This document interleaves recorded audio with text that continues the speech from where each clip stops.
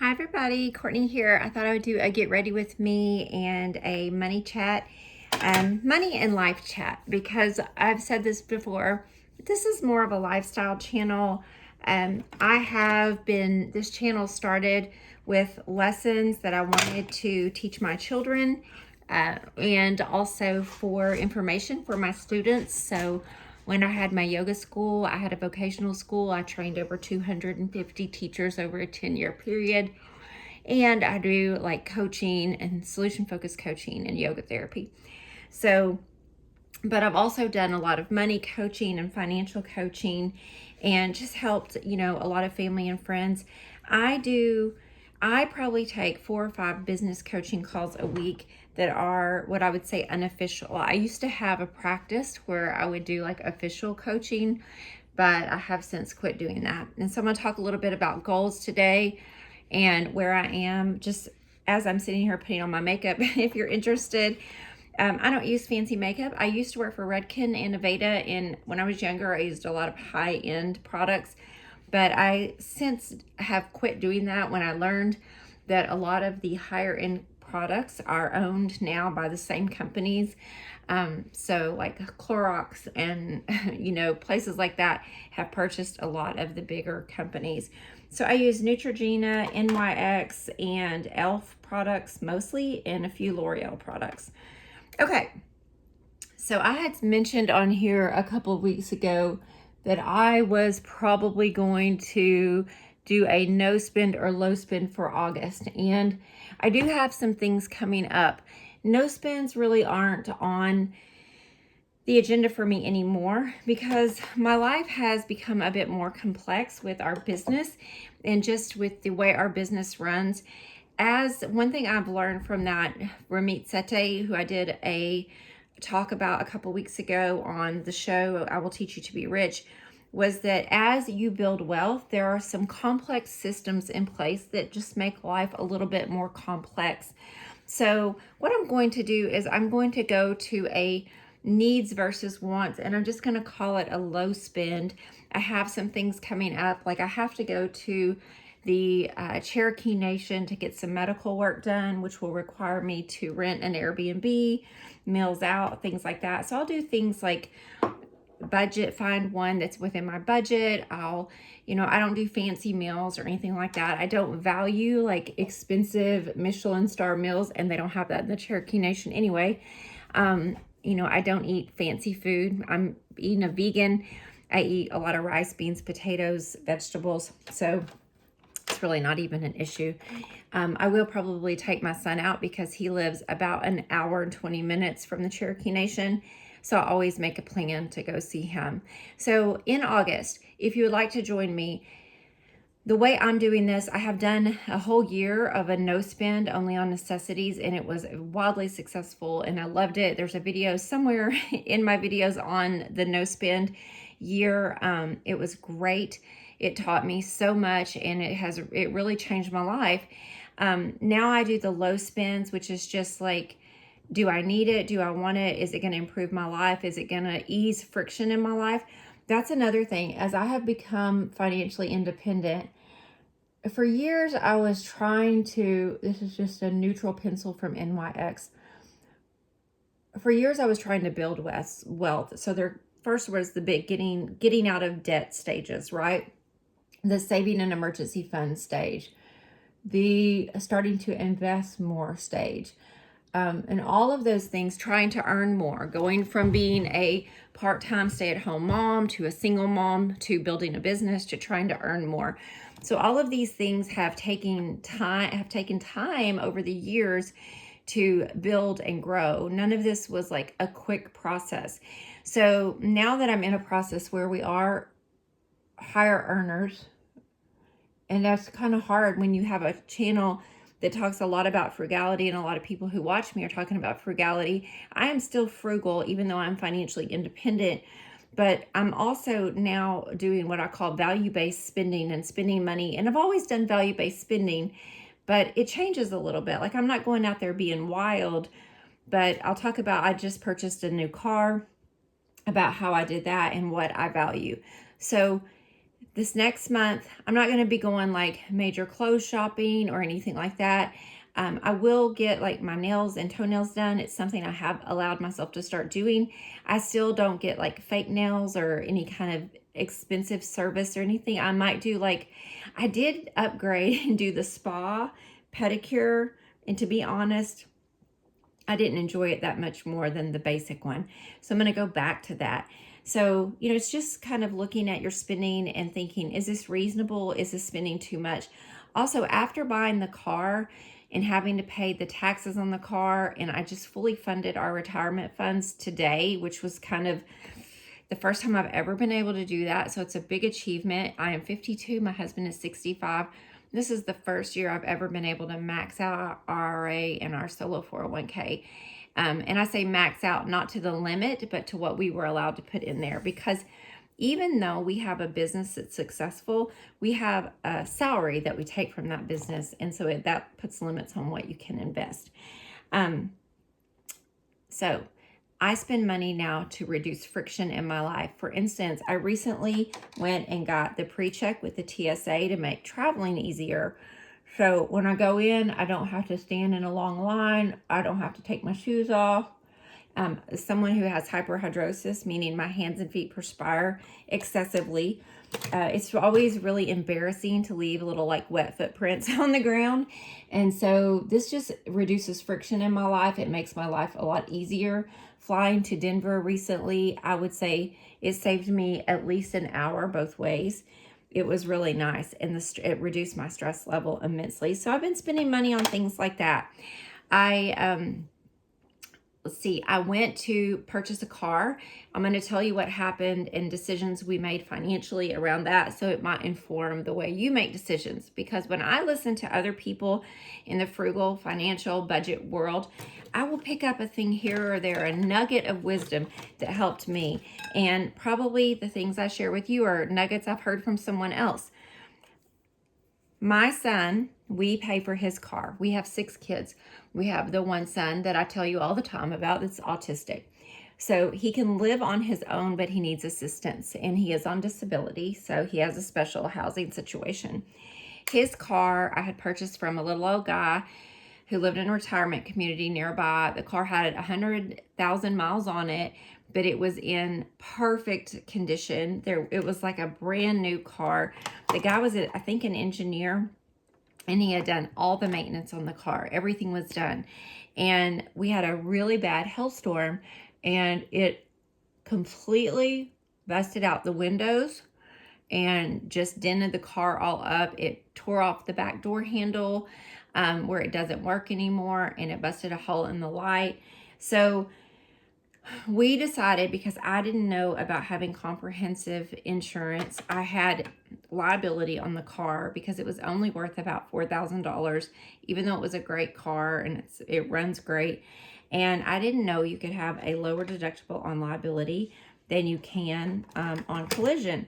And so I spent $700 getting new windshields in the car. The car still runs. I do need to have the door handle and the light addressed. But the truth is, I'm probably going to let him drive it until it's not functioning, or at least another year or two, and I'll get him something else. The storm also, another night, we had another round of storms, knocked the windshield out of my husband's truck, or broke it, where we had to get it replaced. That was like another $400. And then a week later, I didn't hit a deer hit me. Literally, I was driving down my road 20 miles an hour, and I hear a thump, and a deer ran into the back door of my car. And I had a $2,000 deductible. Didn't know that I could have a different deductible on collision and comprehensive. And so I had to pay $2,000 to get it fixed. My mother's car was also ruined. That's one reason you guys haven't seen me on here. I've been dealing with all this. And because we own a roofing company, we're buried with roof repairs. My mother's car got totaled, so I decided to sell her my car for $12,000. I had been saving to buy another car for years now.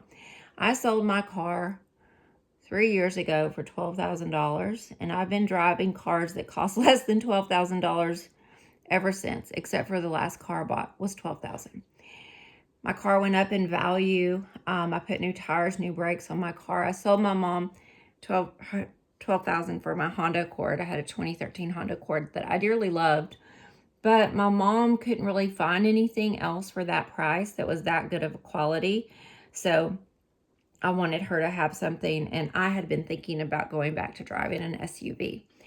So I went and I looked, and I was prepared to buy a new car. I was looking for, these were my options, a CRV, a RAV4, a Toyota or a Honda, maybe a Subaru. Decided against the Subaru for reasons I won't go into right here. And I drove the RAV4, I drove the Venza, I drove the CRV, and I drove an HRV. At the end of the day, I liked the new CRV the best. I had not driven a used one. We own a CRV. We have a 2009, but we've taken that thing off road, and we've been hard on that baby. It's got almost 200,000 miles on it, and it's our work vehicle. So I drove to just get down to brass tacks. I told myself I would drive at least 4 cars before I made a decision. And that is something I did last time, and I would say I highly recommend you do that. Don't just get in a car and say, I like it, it's a nice thing. Drive several and have a list of what your priorities were. Mine were good gas mileage, no less than 27 miles to the gallon, ideally over 30, all-wheel drive because we live on a farm. We go hiking in the mountains a lot. We go out to Colorado. I wanted an SUV. I had a preferred color of white or pearl, was my first choice. And then I wanted really a backup camera, things that are pretty standard today, and a few of the safety features. I was ready to write a check for the new CRV. I had the $12,000 from mom and the money I had saved for $37,000, and I asked them to give me, they had no floor mats. Do they not sell cars with floor mats anymore? It's so confusing. There were none in it. I said, I will write you a check. They were not going to bargain. If you haven't car shopped lately, there are no Toyotas on the lots that are brand new, hardly at all. And it's very, very limited. And on the Hondas, there are like a few, and the choices are very limited. And if you want a lot of the features I wanted, you need to buy a hybrid. And I didn't want to buy a hybrid. I have purchased a hybrid in the past, and I replaced a battery, and I just wasn't, just for a myriad, the state I live in charges a hybrid tax. Every time you renew, there's a hybrid tax. It's like $125 a year. So at any rate, they wouldn't throw in floor mats, and it was like a $300 thing that I was asking for, and I was so incensed that I left. And I know I can order them online. I know all of that. They just weren't willing to give anything. And we own a business, and we work with people all day long to try to get their business, make them happy. And I just was like, this is stupid, y'all. What kind of marketing and advertising plan do you have that you're not doing a little bit to get a customer? And so it was like we were cash customers. So the next day I kind of went over it again in my mind. I wrote down everything that was important to me, and I went and drove a 2018 Honda CR-V EXL. So I think it's the luxury model. I don't know, but that's what I bought. And I love it. It's fantastic. It has all the things I want. It's the newest and nicest car I've ever owned, and it is great. I could have gone and purchased, I had enough money to purchase a true luxury car like a German or a Swiss car, but I chose not to do that. I'm not trying to be flashy. I'm not trying to look rich. I just want a comfortable car to travel in that meets my needs. So that is how I ended up with a car. And I did have a car payment back in 2015. I paid it off in 3 years. I put a huge down payment on it. And after I sold that car, I used that money to buy only used cars that were less than what I had. So I just kept recycling it. And then during the time when I didn't have a car payment, I saved up money to replace my car. So that's how I did it. So it was a very long game. It's not like, oh, you just have all this money. Nope, it was a long game. It was called save, save, save. Live below your means. Live on less. We live on, now granted, we have built our income up from very meager means to a very good income. We built a business, and it took off over the last few years. But we never really increased our lifestyle too much, to the fact that now at 52 and 65, I'm trying to learn how to enjoy some of the earnings that we have, because I'm so used to living frugally. It's just second nature. And so the things like paying for the TSA pre-check, but I've also tried to learn, what do I value? I don't value a fancy car. I don't value a big house. I do value comfort. I realize that when I look at my checkbook and my calendar, that's how you figure out what you value. These are my values: eating healthy food, exercising, spending time with friends and family, and a lot of times that is over taking people out to eat and treating them. Food is my love language, but sitting down and having someone captive at a table. None of my friends and family are on their phone when we're eating. That's not a problem. But just having that time with friends and family is really important to me. So what that looks like a lot is going to the movie with friends and family, going on hikes with friends and family, going out to eat with friends and family, going to visit friends and family. Those are the things I truly value. And all my animals. We have 13 between horses, donkeys, cats, and dogs. And yeah, that's what means a lot to me. I don't really want for more than that. I do know what I don't want. I don't want to be in large crowds. I do want to be outside in nature and see beautiful things. I do like to experience comfort, like yoga, massages, getting my nails done. I don't need like super expensive forms of that or for it to happen all the time. So I'm slowly trying to start learning to enjoy those things as I can afford them, and to not feel guilty about spending on them. So I'm not going to be going out and actively seeking those in the month of August, but I am going to be trying to, find ways to have balance in my life.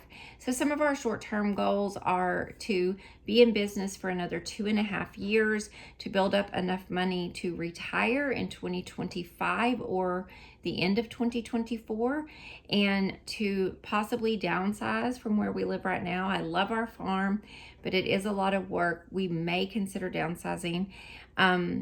That's our short-term goals. Our long-term goals are to travel more, to see more of the country. My husband wants to do more trail rides, and I just want to have the freedom to spend more time with my children. Another thing I will tell you I'm considering, and I'm having, and anyone in the comments, if you want to speak to this, and this is a good time to say, if you like this content, please like and subscribe. So I am struggling with teaching yoga. I've been teaching yoga for 23 years. I have a class coming up and a possible workshop and my Airbnb. We make about, when I actively teach now, or I have the opportunity to make about $1,200 a month with the Airbnb and teaching. It would only take me maybe, I don't know, I would teach 1 day a week, but there's a lot of prep and stuff you have to do. And with the Airbnb, if I have it open, and like it generally rents about 4 weekends a month. I don't know if it's worth it to me to make $1,200 a month at this point, because it only, at our tax rate, that translates to about a 30% tax bracket. And I'm like thinking, okay, so $9,000 a year, that I don't need more money. I don't need more money. And I really realize that I am very uncomfortable being in front of people a lot. And I would rather spend my time like making a homemade meal, or taking a walk in nature when my husband gets off work. So I'm struggling to let go of having to do more or side hustle when running our roofing business is a full-time job. I just had 2 grandbabies, and I've been side hustling my whole life, and it's hard to get out of that, side hustle mentality when you finally do get to a point that you don't need to do it anymore. So I'm really having to work on my mental state about how I think about things. So I hope this has been helpful. I know some of you aren't there yet. Some of you are. Some of you are trying to get to those goals, and hopefully some of the information that I share with you helps you. Thank you so much. Bye-bye.